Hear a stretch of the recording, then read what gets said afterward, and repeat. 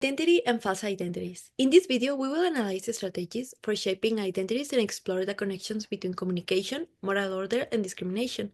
Additionally, we will analyze factors contributing to this phenomenon and propose measures to combat false identity. Identity is the sum of a subject's experience, relationships, values, and social, psychological, and cultural characteristics. Each subject has the ability to define themselves, and their identity is the way in which the subject interprets reality and their actions. Identity is constantly changing, and this ongoing process constitutes a way of existing in the social environment and gives meaning to personal experience. Recognition develops through interaction with others and in relation to the political, cultural, and social environment. It plays a fundamental role in the construction of identity as it validates the diverse way of being, existing, and affirms the dignity of each individual. The absence of recognition that can lead to internal and social processes of identity are family, friendships, culture, social media, and political and social institutions. And the principal structural conditions are social class, gender, sexual orientation, ethnicity, race, and geographical context. Is undocumented migrants in Mexico. Undocumented migrants in Mexico, often from countries like El Salvador, Honduras, or Guatemala, face false recognitions due to stereotypes, misinformation, and prejudice. This group is fleeing from violence, poverty, and natural disasters in search for better opportunities or to reach the US. Unfortunately, ignorance and lack of empathy fuel harmful stereotypes, labeling them as criminals or threats, ignoring their struggles and humanity. Political rhetoric, biased media, and cultural prejudice reinforce these misconceptions, creating significant challenges for this group as they seek for safety and basic rights.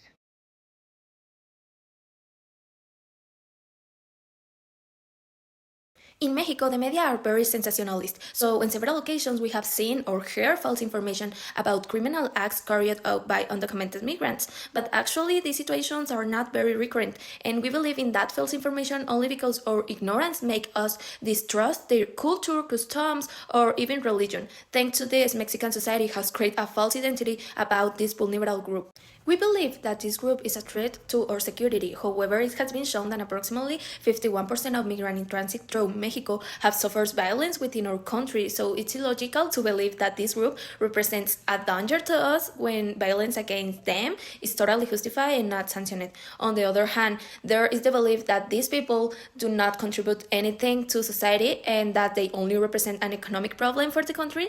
In contrast, around 87% of migrants do jobs that an average Mexican is not willing to do. Finally, we have heard various political speeches that describe migrants as weak or cowardly people for fleeing their country of origin. However, approximately 62% of migrants organize support networks so that future migrants do not suffer the same as they do. Low self-esteem. Even at the beginning, the kids felt unfairly judged. Later on, they started to believe that the other kids were superior to them since they started to analyze certain attitudes that the teacher had towards them.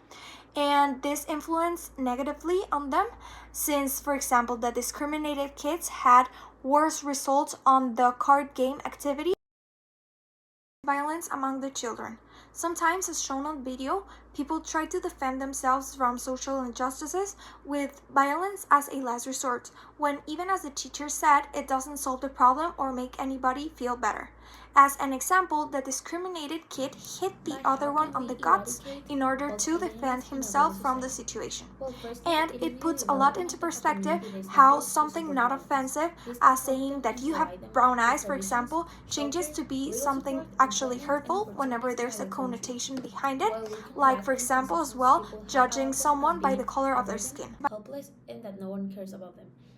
Giving them recognition. Another proposal is the Education Against Stereotypes, which is a program that will be in Mexico's media and schools to show migrants' false identities in our country, their data, and the reality of the situation. An example is that a stereotype is that migrants worsen our economy, but the real data is that 87% of them perform jobs Mexicans are not willing to do. So the reality is that migrants are not an economic burden and they are really hard workers.